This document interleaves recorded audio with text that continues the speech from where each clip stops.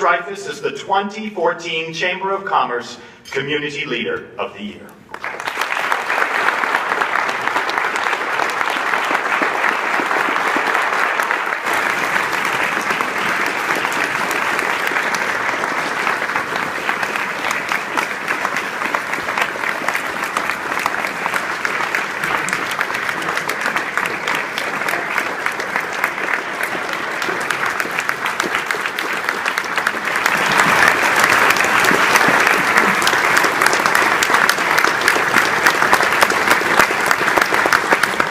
Walked in with Alex this morning, a few people said congratulations, and on behalf of the Chamber I wanted to say thank you, because you know what?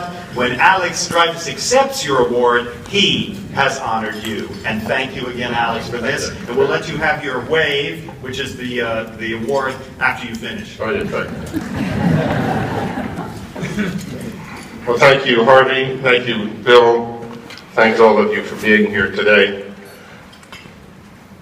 When I was given an award by the Smithsonian for the Woodrow Wilson Award, a fellow called me and he said, Mr. Dreyfoos, you have two opportunities. You can either do a Hollywood Oscar type, thank you, A, B, C, D, E, F, or you can use this as a platform to say something important.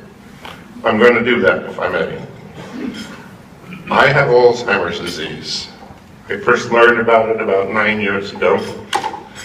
It's been a slow growth. Many people say, well, you don't really have it. In fact, there was a CBS story about a new radioactive test that I did agree to that has since been shown to occasionally give false negatives. And I'm now convinced that that's the case. If you want to look at my iPhone, I can show you some brain scans that clearly show I have much less than I had before. My surgeon or physician at Mass General Hospital said, you're lucky because you had a little reserve. And so I may be okay. And you know, to the person who has Alzheimer's, particularly somebody like me, where I've had so many wonderful opportunities to do things, I don't have very many things left on my bucket list, and I can sail off into the sunset, you know, quite peacefully, as I have fun telling people. I can even hide my own Easter eggs and look for the next step.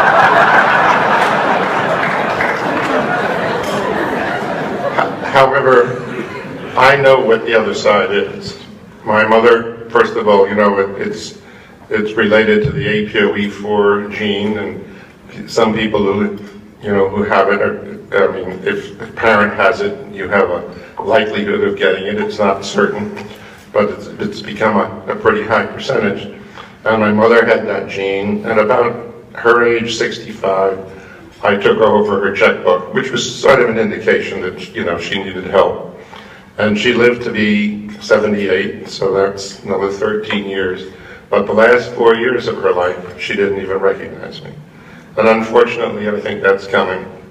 My wife, Renate, who many of you know our story, she started off as my secretary back in 1969. And so she's known me for an awfully long time. I asked her to marry me in the early 70s, but she didn't want to marry the boss, so I had to sell the company later to get her to come with me.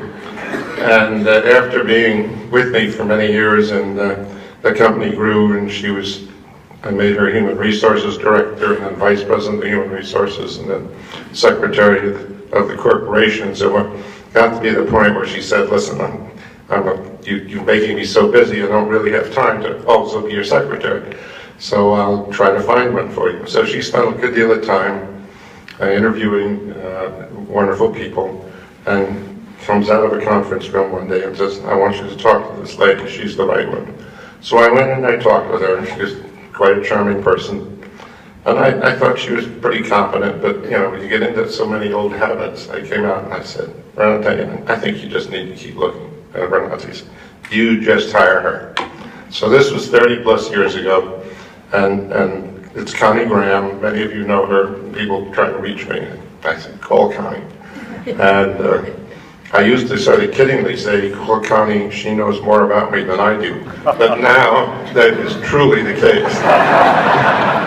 I know many of you out here are recipients of some 700 Christmas cards, photographic Christmas cards I tend to send every year. And Connie addresses every one of them, so she knows all of you folks as well.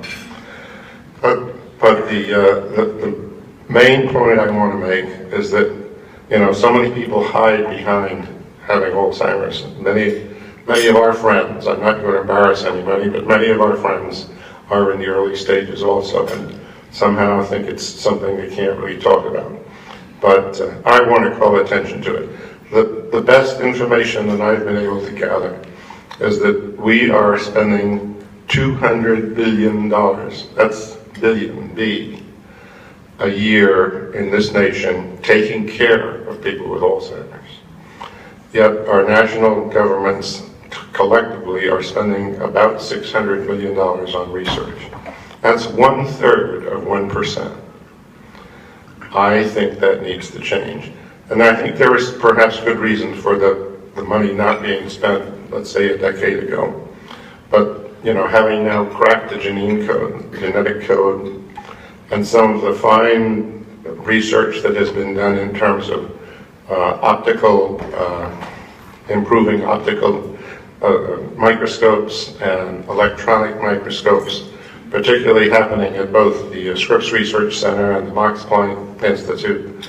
There are some wonderful opportunities now, and we need to find a way to get those going. Many of you know that I've been involved with MIT for many years, and one of the things that I've learned is that when you talk to the people who are doing the moving and shaking, you know, particularly involved with MIT's Media Lab, let me just ask one question. How many of you are familiar with the TED conference? I had the wonderful opportunity to be out there a couple of weeks ago, and it was interesting. I kind of coined it this. It was an MIT Media Lab centric meeting. The first speaker was Nicholas Negroponte, who worked with Jerry Wiesner and me in forming the Media Lab many years ago. And then the closing speaker was Joey Ito, who presently runs the Media Lab.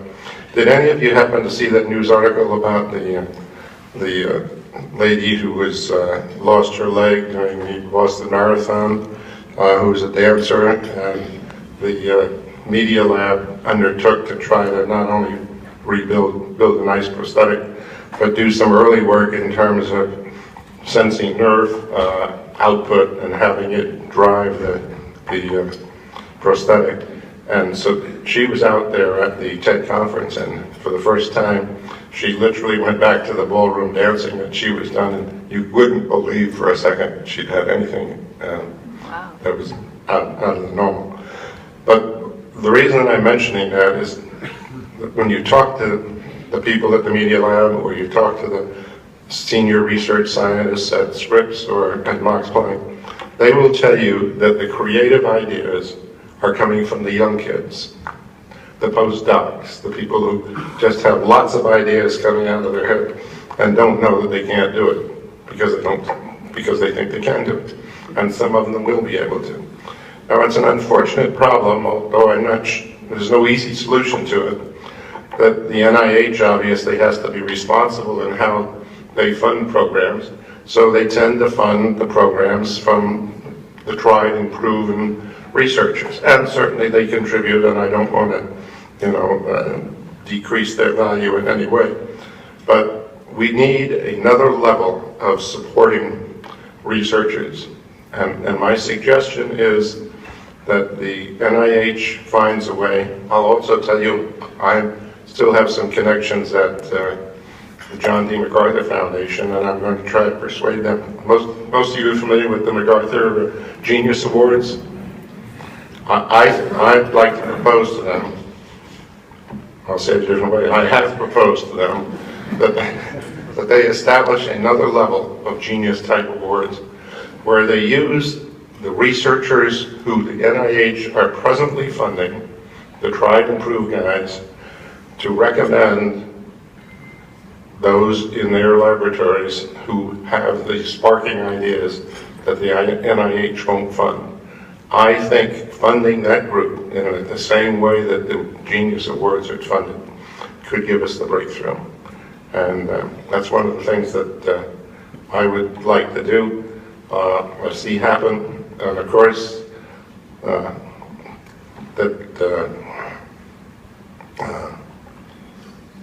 Smithsonian award that I referred to before, when they told me I could use it as a soapbox or just do the thank yous.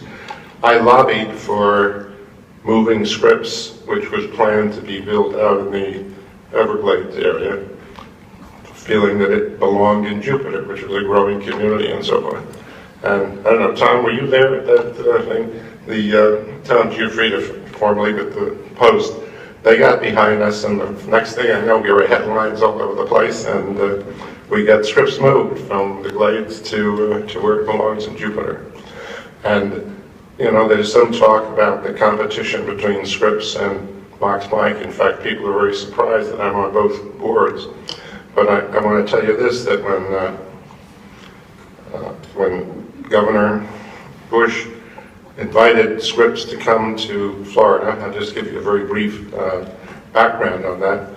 They, of course, the state funded a great deal of that coming, and they let Scripps go to any county in the country, in Florida, that would be willing to match the state's contribution, and that they could then build in that county. Well, when this all took place, I was up at my summer home up in the Adirondacks in New York. But when I came back, I had the opportunity to meet Richard Lerner, the president, and he told me, and it was right here, right in his lobby, he said to me, Alex, Scripps is here in Palm Beach County because of the Gravis Center. And that, I tell you, it was very moving. And then he asked me to give him a tour of the building. So I did. I don't know, how many of you have been into our founder's room here at the Gravis Center?